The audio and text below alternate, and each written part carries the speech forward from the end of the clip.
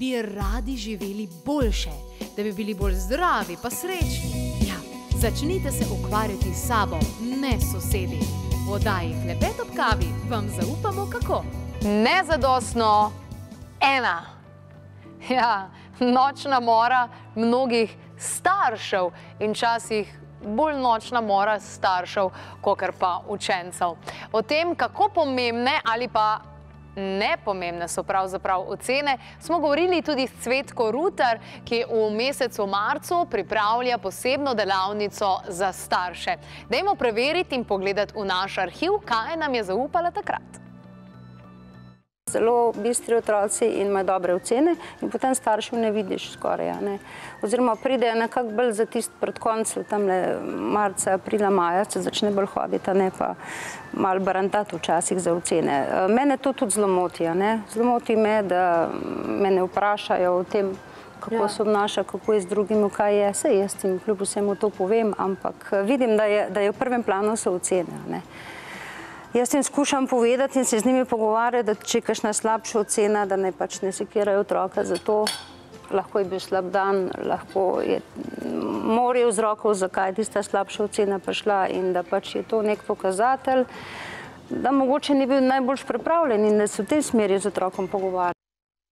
Gospa Cvetka Rutarjeva ima 4 otroke in je učiteljica, hkrati pa tudi pomaga staršem, kako spraviti sebe v red in potem posledično tudi otroka, in o tem bo imela tudi sobotno dopoldansko delavnico. No, ima pa kar 5 otrok in to z isto žensko, če se sprašujete. Doktor Anton Meden, lepo pozdravljeni, dobrodošli. Hvala lepa za obisk.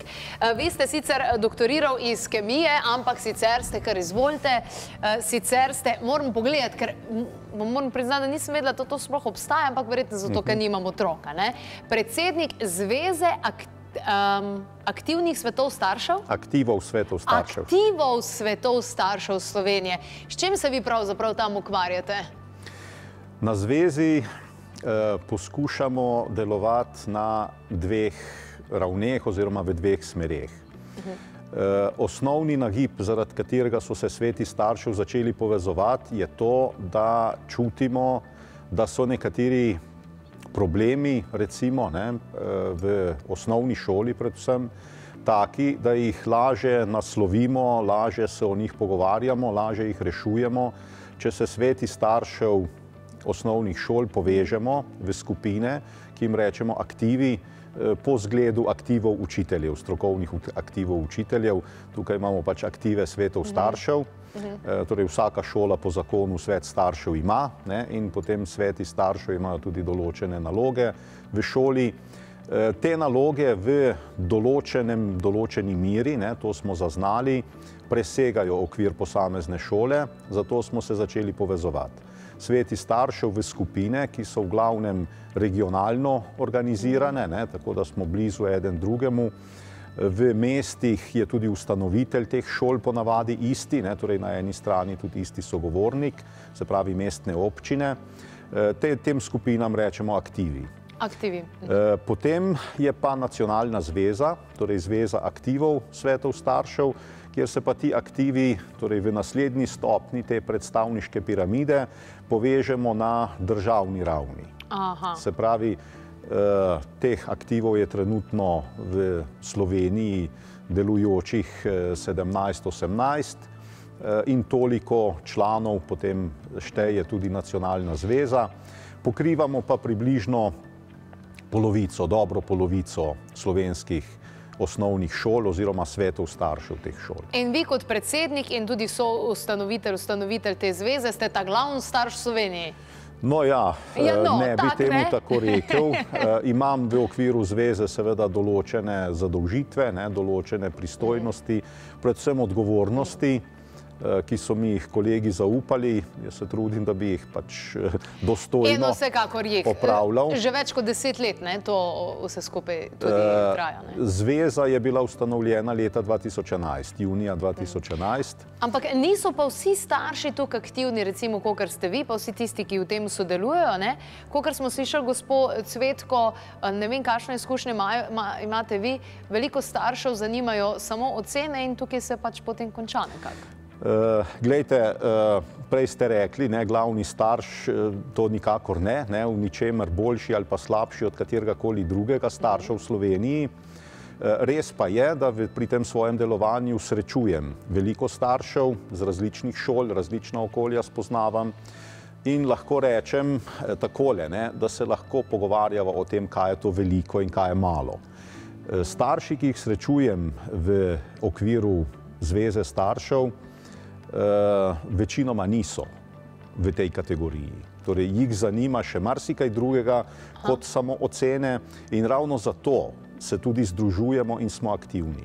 Torej, želimo med sveti staršev, tudi med starši na splošno vzpostaviti tako imenovano horizontalno komunikacijo, torej izmenjavo izkušenj predvsem in tudi sporočanje ali pa učenje drug od drugega. Torej, nekateri imamo nekoliko več kilometrine, jaz imam otroke, nekatere, ta prve 3 že starejše, sem pravzaprav že dal skozi celo osnovno šolo vsaj 3-krat, 4-krat in nekateri, bi rekel, mlajši starši lahko potem od, recimo, meni podobnih, se marsikaj koristnega naučijo. In to, kar želimo sporočati, je recimo ravno tudi to. Ocene načeloma pravzaprav pove doma že otrok. In potem, ko gremo starši v šolo na govorilne ure, na roditeljski sestanek, nas zanimajo bolj druge stvari. Ravno to, kar je gospa omenila. Kako se otrok v razredu vključi, kako sodeluje z vrstniki, kako se v razredu počuti, kakšen odnos ima do učiteljice, ali ima kaj težav s pravili šolskega reda, hišnega reda in tako naprej. Kako se vključuje v kolektiv, kako prevzema odgovornosti, kako deluje takrat, ko pač ni staršev zraven, ker to vemo tudi mi doma. In seveda zelo dobro je tudi, če potem učitelju damo pa drugo informacijo, se pravi, kako pa otrok funkcionira doma. Se pravi, izmenjava nekih informacij. Ker treba je vedeti, torej vsi ti starši, o katerih govorim, s katerimi se srečujemo v zvezi, se v veliki meri in zelo zavedajo, da so z učiteljem. Pa se vam zdi, da šolski sistem, kot je danes narejen, pač tehnologija je šla naprej. Imamo neke moderne pristope in tako naprej. Samo pogledamo, kako se je recimo mobilna telefonija razvila. Ampak šolski sistem je pa vendarle še vedno isti. Otroci sedijo, imamo učitelja, učiteljico, dvigujejo roke. Se vam zdi, da bi tukaj rabili kak nov, svež vetrič sprememb, da obstajajo še kakšni drugi boljši izobraževalni sistemi? Glejte, poskusi na to temo obstajajo, seveda. Obstajajo drugačne vrste šol, pri nas jih ni veliko, tako da težko jemljemo zglede tam, ampak ko gremo po Evropi, seveda srečamo tudi drugačne šole. Zdaj, pri nas sta znana predvsem 2 pristopa pedagoška, ki nista klasična. Ja, to poznam, ampak mene zanima vaše mnenje o tem. Zdaj, na to se bom navezal. Tam je seveda pristop drugačen, mogoče bolj eksperimentalen, nekaterim otrokom ustreza bolj, nekaterim manj. In ob tem bi tole rekel, torej za nekatere otroke je ta sistem mogoče preveč utesnjujoč, za druge pač ne. Ob tem, da tudi slovenska javna šola seveda vključuje drugačne pristope od tega, ki ste ga omenili. Če preštejemo dneve dejavnosti, ko otroci niso v učilnici, pa vendarle usvajajo učne cilje, kot se temu reče, teh je veliko. Športnih, naravoslovnih, kulturnih in tako naprej. Večkrat imajo otroci možnost, da tudi grejo pogledati kakšno reci izven šole, se pravi, seveda v spremstvu z učitelji in tam dobijo, rekel, spoznavajo ali se učijo. Tudi eksperimentalni, torej učenje z poskušanjem, se uvaja, seveda pa v javni šoli, ki je vendarle velik sistem, nekoliko bolj počasi in previdno, kot nekaterih, kjer imajo manj otrok in so sisteme nekako lažje preobrniti. Se vam zdi, da šolski izobraževalni sistem, kot je postavljen zdaj, recimo z osnovno šolo, da je zdaj ustrezen ali bi se lahko kaj spremenil? Da ali ne? Se mora spreminjati. Se mora. Ja, ampak ne z revolucijo, tako da postavimo čez noč stvari na glavo, ampak z evolucijo, tako da pač zaznavamo, kje so pomanjkljivosti, kaj bi lahko naredili bolje in to potem tudi naredimo, ampak brez prevelikih pretresov. Pater dr. Karel Gržan je bil zadnjič v naši družbi. Govorili smo o tem, kako šolski sistem mnoge duši, kot pa budi in da pravzaprav nas usmerja v neke poklice, pozabi pa na to našo poklicanost, ki je dejansko bolj primarna oziroma pomembna, in tudi kako so naredili en preizkus, oziroma niti ni bil preizkus, v recimo 1. razredu, kako so bili otroci izjemno kreativni, res inteligentni na večjih nivojih in tako potem kasneje pa pravzaprav res zadušeni, ker ta ponavljavščina, ki jo v šoli zelo promovirana v smislu nauči se in bodi priden, je mogoče včasih tudi označba za kaj drugega kot priden, mogoče celo zasužnjen. Dajmo pogledati njegovo izjavo. No, torej, biti priden ni samo po sebi napačno, da bom prvi. Je pa to zelo manipulativna beseda, celo hipnotična beseda. Priden, lahko bi rekel, pridno, pridni, pridno, pridno sem, prid v moj interes. In ko nekdo naredi, kakor ti pričakuješ, ne kakor je on resnično, mu daš priznanje, da je priden. Tis pa priden, ja. Recimo zame je boljša beseda, recimo odgovoren, ker je dejansko, tako sam menim, beseda pridnost postala zlorabljena, manipulativna, celo hipnotična, zavajajoča. Zato bi bilo vredno, posebej v procesu izobraževanja, nadomestiti za besedo biti odgovoren. Vi besedo priden razumete drugače, kaj ne da? Ja, predvsem bolj aktivno, zelo bolj aktivno. V smislu tega, torej priden je takrat nekdo, ko nekaj dobro naredi. Je lahko samoinicijativno, je lahko kreativno, bolj kreativno, ko je, bolj je priden. Tako da o tej definiciji bi se lahko pogovarjali. Vsekakor je pa tako. V slovenski šoli seveda velja princip, se uvaja in je tudi strokovno podprt. Individualizacije pouka, govori se tudi o personalizaciji. Zadeva je izjemno težka, zelo zahtevna za učitelja, ki ima pred seboj 20, 22, 24 učencev. Vendarle lahko rečem, torej mnogi starši prepoznavamo, ugotavljamo, da učitelji s poklicem, trudom, znanjem, srcem to tudi zmorejo. Obstajajo učitelji, ki jim to zelo dobro gre. Take učitelje seveda tudi starši prepoznamo in zelo cenimo in imajo tudi avtoriteto pri otrocih. In seveda s takimi učitelji se človek pogovarja o marsičem drugem, ne samo o ocenah, o ozadjih. Zdaj, če seveda pride do slabih ocen, serije slabih ocen, potem je to težava, objektivna seveda, ocene niso nepomembne. Ocene so informacija, informacija o doseženem znanju in če to ni ustrezno, potem je seveda treba poiskati vzroke in zadevo rešiti. Ampak to dosežene znanje je recimo omejeno na to, kaj tukaj piše, pa kako bo to zdaj pokazal. Recimo, jaz sem tukaj slab primer zaradi tega, ker sem zmeraj blestela v šoli in sem imela zmeraj nadpoprečno dobre rezultate. Ampak poznam kljub svojih vrstnic in vrstnikov, ki kljub odličnemu uspehu danes nimajo službe. Poznam pa tudi takšne, ki so z dvojko pa s trojko prišli čez, pa so danes uspešni podjetniki oziroma uspešni na svojem področju, kjerkoli dejansko že so. In potem se človek vpraša, kako pomembne pravzaprav res so ocene, a je tisto znanje, ki ga moramo ponoviti, kar piše v knjigi, res tako zelo pomembno? Lejte, o tem velja seveda na primernih forumih zelo poglobljeno in resno razpravljati. Aha, bi lahko mogoče navedli za starše kakšen? Zveza staršev poskuša ta dialog vzpostaviti, torej z vidika staršev z pristojnimi inštitucijami, kot je Zavod za šolstvo, Ministrstvo za šolstvo in tako naprej. Pač govorimo, to je tudi ena krilatica, ki kroži, faktografija. V šoli je tega preveč, otroci so potem pač samo navajeni reproducirati, izgubi se pa ustvarjalna žilica. Zdaj, spet, lejte, lahko rečem, v praksi veliko otrok pride skozi ta naš šolski sistem pravzaprav z zelo dobrim znanjem in tudi z veliko mero ustvarjalnosti.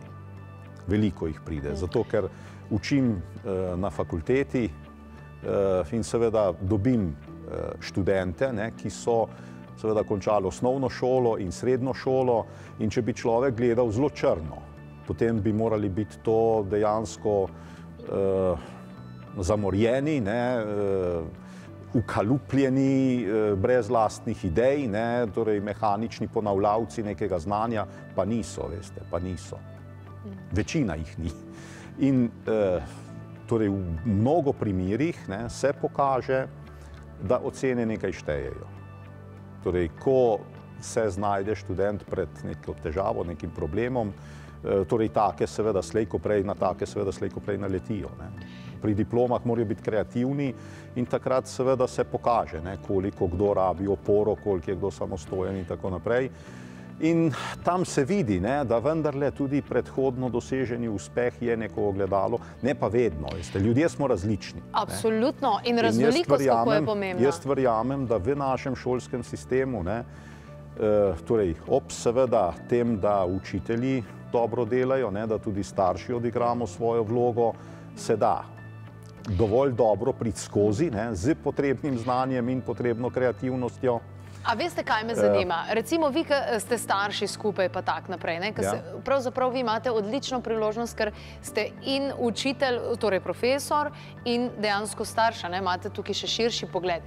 Ampak se kdaj, recimo, se kdaj pogovarja, oziroma a je v šolski sistem vključen tudi ne vem, kakšne vaje, dejavnosti, ki krepijo čustveno inteligenco otrok. Ne samo tisto inteligenco, koliko zna otrok ponoviti tisto, kar v knjigi piše in je bilo zapisano. Ampak tudi ta čustvena, ker recimo, kaj jaz velikokrat rečem, v šoli so me naučili veliko stvari, sem hvaležna za to, ampak jaz v življenju ulomkov ne potrebujem, sem se pa mogla sama na lastni koži naučiti, kako je, kad te, ne vem, neka zadeva potre, kako se vstati, kako iti naprej v življenju, kako iti čez težke stvari. Tega v šoli mene očitno niso naučili, oziroma vem, da tudi ostalih niso. A se starši pogovarjate, da bi se tudi kaj v tej smeri naredili, glede na to, da sodelujete in z ministrstvi, in z učitelji, in z vsemi temi? Se pogovarjamo o vsem tem. Torej, prej bi želel še mogoče tisto misel odprej končati. Torej, ko se pogovarjamo o šolskem sistemu, se moramo zelo varovati posploševanja. Tega je, mislim, da veliko preveč z vseh strani, ker poskušamo na enem primeru ali pa na dveh primerih, ki jih poznamo, potem pač to razširiti na cel sistem. Ni tako. Torej, so posamezni primeri, ampak celota, bi pa rekel, da vendarle deluje drugače. Zdaj, seveda se pogovarjamo. Ravno z tega stališča, in tukaj je vloga staršev tudi zelo močna, govorimo bolj o vzgojnem vidiku šole. Zdaj, v slovenščini sta pač to dve besedi, vzgoja in izobraževanje, v angleščini je to ena sama, zato nas tujci težko razumejo, kadar o tem poskušamo govoriti. Ampak ja, tudi te vzgojne komponente si starši v šoli želimo, seveda na primeren način, in se pogovarjamo o tem, kako to narediti. Zaenkrat v kurikulumu tega zelo veliko ni. Učitelji to delajo z zgledom, tako kot starši doma. Samo še tole vprašanje imam, potem nam bo nažalost zmanjkalo časa. V svetu se je pokazala izjemno koristna vloga oziroma upeljevanje meditacije, oziroma mogoče, če se bojite besede meditacije, veliko ljudi kar malo roke dvigne, nekega umirjanja in sproščanja v sam izobraževalni sistem. Ste kdaj starši govorili tudi to, predlagali, da bi se uvedle neke vrste meditacije? Konkretno o tem še ne. Pri takih stvareh je vedno primirna, po mojem, neke vrste odprtost, vendar tudi previdnost. Torej, v smislu tega, da je treba, preden to človek predpiše vsem 170 tisoč osnovnošolcem v Sloveniji, vendar je treba biti prepričan o tem, kaj počne. Absolutno. In veste, koliko je raziskav na to temo in koliko odličnih, krasnih rezultatov. Jaz verjamem, da se bo kaj premaknilo tudi pri nas. No, če se bo v pozitivno smer, potem smo starši gotovo za. Najlepša hvala za vse informacije. Hvala tudi vam za povabilo. V 4. razredu osnovne šole, jaz se spomnim, jaz sem točno vedela, aha, ja, ta in ta blagovna znamka, pa če sem poznala v 4. razredu osnovne šole antibiotik, kada sem farmacevt.